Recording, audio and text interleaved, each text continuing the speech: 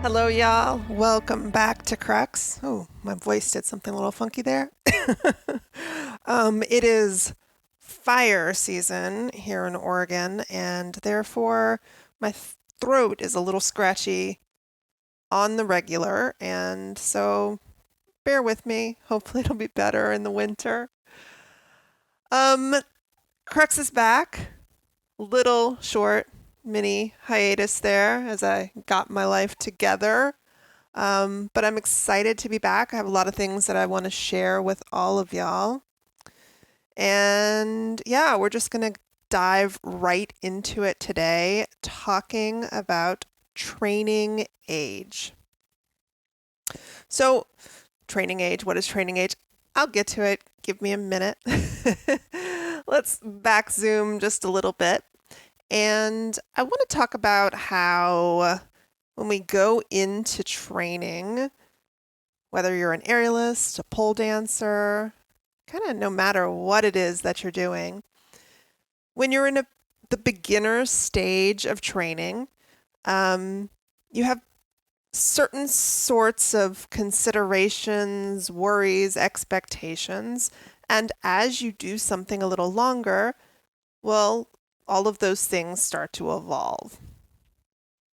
And one of the things that I notice a lot as a coach, especially a coach that primarily works with people who have been doing this a little longer, is that people start to worry about all the little details, all the possible things that they could be doing, when in truth, the things that are the real dial movers, the things that matter the most, are simply being consistent with something you're probably already doing. So, in the beginning, consistency is king, right? That is what you need to worry about more than anything. If you're a coach, that is what you need to be instilling in your students or helping them along, trying to stay more consistent in the type of training that they're doing. But as people get more trained, what they do around the margins matters a lot more. So this gets into this idea of training age. What is it? What am I talking about? So when we're talking about aerial training age or pole training age, it's sort of, this is something that I'm making up, right? I didn't read this in a book, although it comes from a book. It comes from research. But when I'm talking about this idea of training age when it is pertaining to aerialists and pole dancers, what I'm talking about is a combination of two things. One is training age that you could read about in a book, and that is more about the individual's familiarity with training in general, what their general movement competencies are. So, for example, does this person know how to squat? Do they know how to hinge? They may not know what the word hinge means, but can they replicate that movement pattern? So these are just kind of the general movements that the body can do. Is this person able to do those sorts of movements? And then there is this secondary component, which is about aerial or pole training, right? So we have general movement competencies, lunge, hinge, squat, those sorts of things. And then we have movement competencies in the air or movement competencies on a specific apparatus. And those are going to be different from apparatus to apparatus, obviously, but there are going to be some similarities, right? Can the person invert? Can they key over to the side? Can they lift their legs while curling their pelvis, right? Very specific but simple movements. So those two things combined together make up what I call aerial training age. And that aerial training age is going to impact a person's expectations when they walk into a class or a private lesson. It's going to impact what they think success and failure means in the context of that class.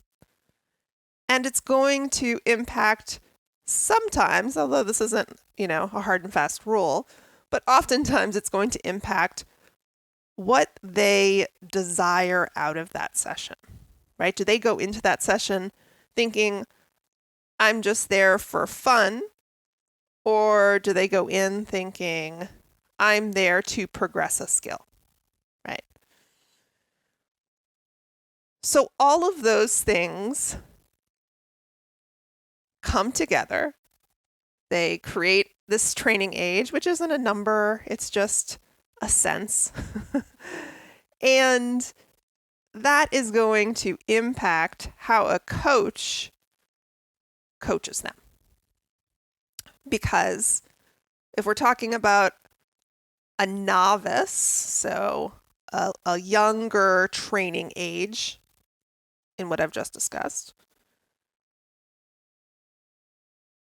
they're not going to have a ton of familiarity beyond basic movements in the air. They may not have those general movement competencies just walking, right? Being humaning. And because of that, everything that you give them is going to be new, right? It's going to be a novel training stimulus. And everything that is new is going to impact that individual. So you could step back as a coach and think, oh, well, that's easy. All you have to do is give them something and everything's going to work. And unfortunately, that is not true because the training principle holds, right? If you were in a weight room, that would hold. But aerial is not weightlifting. Aerial is a very complex endeavor. And we have a novice who is only familiar with basic movements. So if the movements are too complex, they are not going to adapt quickly. But if the movements are simple, everything is going to help them get stronger, get more mobile, etc.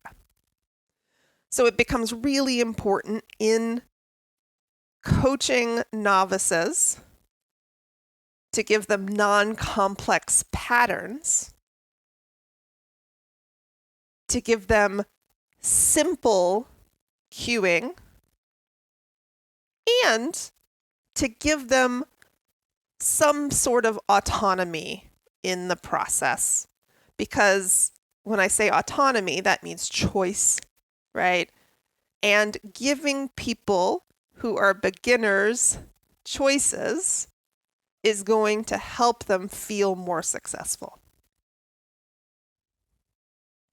And beginners are typically there more to have fun. So you want people to feel good about going and experiencing aerial. And of course, the more that they have fun, the more that they progress, the more they want to come back and learn more from you. And then on the other side of the equation, we have the advanced training age people who are more familiar with movements. They're used to a lot of complexity in their movements. And therefore, what they need from a coach is different. In fact, what they need from a coach is novel stimulus. So that's the same, except that there are less and less things that are novel. They've seen a lot. They've experienced a lot of different ways to do the thing. And what are you bringing to the table that is different? So there is an opportunity sorry, my mic.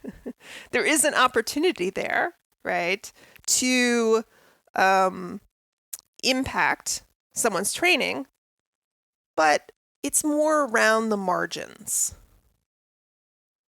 So little things can still have a big impact, but it's harder and harder to find those little things.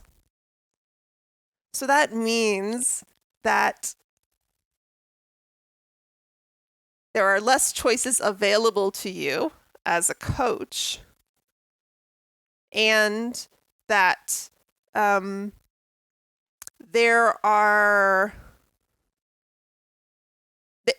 is a need for more monitoring of these little things that you're giving the individual. So what does that look like if we're talking about, let's say, a beginner class versus an advanced class? I just choked over those words. A beginner class versus an advanced class. And I'm using classes here because that's something that everyone has experience with. But just because someone is in an advanced class does not mean that they're of an advanced training age, and vice versa. Someone could be in a beginner class and be at a higher training age. So just something to keep in mind there. But I'll just easily divide it into those two categories. So in the beginner class, generally speaking, basic cues are going to have a broad impact on everyone in the class. Right? You can pick a common way of teaching a thing, and for most people, it's going to help them improve. And in fact, if you give them lots and lots of different cues or ways of doing things, that can be very confusing. So keeping things simple is helpful to the novice. And then if we're talking about the advanced class, well, these tiny little details that are dependent on individual things going on in each person's body is more important. And that means as a coach, you really have to monitor individuals and give cues that work for that person's body versus everybody. That means having a better understanding of the possibilities about what could be going right, what could be going wrong, just a lot more experience in general to be able to have impact with those types of students. In fact, a lot of times if we're talking about advanced students, any plans that you might have very quickly go out the window because you might have an idea. Let's say you're working on a back flag. I don't know why I always use back flag, but I do. Let's say you're working on a back flag and you have an idea of the drills that you're going to work on because they work well with a lot of different types of students. And then as soon as you see that person, you recognize, oh, they have a specific weakness in this area and they're not pulling in this direction, and it just cascades from there. And so what you do is throw out the plan and you start doing a series of experiments to see what impacts and what doesn't impact the student. And each experiment is a chance to get more information about how that person moves, how that person responds, and how you might be able to influence their progression of that skill in a certain direction over time. So those are very different ways of thinking about a class, right? Beginners Well, that sounds more like the classroom situation that you're used to. But when we're talking about advanced students, we're actually talking about private lesson type coaching in a group environment. So it's more small group, people learn from each other. That's great, but there is a lot more individualized cueing and attention that needs to happen. And just a little aside here, because I talked about cueing. Cueing is those one or two words that you give to a person right before they do the thing. Extend your hip more, or reach your toe more behind you. And then the person executes to the best of their ability and has thought about that thing. There is another way to give or to deliver information to your student, and that is through teaching, right? While you're teaching, you can describe the thing, you can show the thing, you can talk through it from a biomechanical position, or you can talk about it in like a metaphysical position, right? There are lots of different ways you can choose to talk to your students about this work. And part of that is simply your personality and what your background is and what you uniquely have to deliver to your clients. So absolutely, you can always inject you into your coaching. And that's part of the teaching process. But then we kind of segue into the execution phase where the person is actually trying to do the thing. And when that is happening, when we give a person a word or two to help encourage their movement in a certain direction, that is cueing. And cueing is, there's lots of different ways that cueing can be done. There's a lot of different research and literature behind cueing, and I'm not going to get into all of that today. I'll save it for another podcast. But the big thing I want you to take away from this right here is one cue at a time, right? Give a student a cue and let them try to execute it and then see what happens. And that's what I mean about experiments. You teach a thing and then you have the person try it with one cue in their mind and you observe and see how it impacts or does not impact their execution of the skill. And just because it didn't work doesn't mean that it's not valuable. We learn a lot from failing in our attempts. So give that cue some time. If you see that a student is completely not getting it and getting frustrated by it, then that may be time to put it aside or to try a different cue. But don't think that just because a cue didn't work, that it has no value.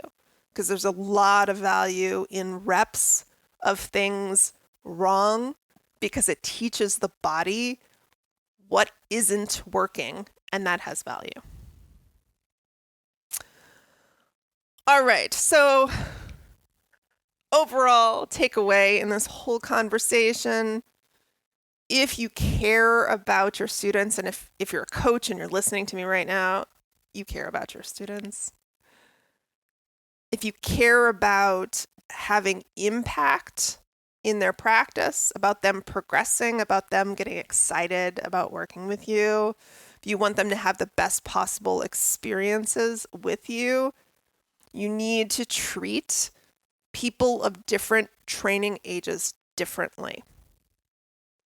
And that doesn't mean that there can't be multi-level classes. If you're a studio owner and you're like, oh shit, I don't have enough people to fill multiple classes. I can only have one aerial rope class, for example. Absolutely, I get it, and I'm not even suggesting that leveled classes is the best, right? There is a lot of value in people at different levels seeing what's possible in a class, and multi-level classes are excellent at that. But if you do have multiple level classes, if you do have people of different training ages in a class together, how you treat them needs to be different, and that's hard. So it definitely takes a certain type of coach. It takes a certain type of experience and training as a coach. Multiple level classes are more like the advanced class, where you have to individually assess more than you would in a beginner class. But they require a different level of attentiveness. Because in an advanced class, you can focus all your energy toward what one person is doing, give them great coaching, and then turn to the next person and give them great coaching. And you don't have to look back so much because you know that the advanced student is taking your cues and running with them. But that's not true of the novice. The novice needs more encouragement. They need more feedback for what they're doing. And so that requires a bit more from you and something slightly different than the advanced student. So multiple level classes are fabulous, and they're harder to coach because it requires someone who not only has the mind of the beginner and the mind of the advanced student, but the ability to switch back and forth between those two quickly in a classroom environment. So again, it can be great for the students involved in the class, but really hard on the coach, and it just takes a different type of coaching. All right, that is all I have for you today. Thank you so much for listening. And I just want to let you know that if you like all of this coaching talk, get on the wait list for Cardinal. Cardinal is my training program for aerial and pole coaches. And if you want to be the first to hear about a new free training that is coming up in a few weeks now, get on that wait list. That's at courses.circusmobility.com/crux/cardinal. And of course, it'll be linked in the show notes. I actually wanted to be like, Melly, can you drop it in the show notes? And Melly's my cat. So I think only I think that's funny. Anyway, again, thank you so much.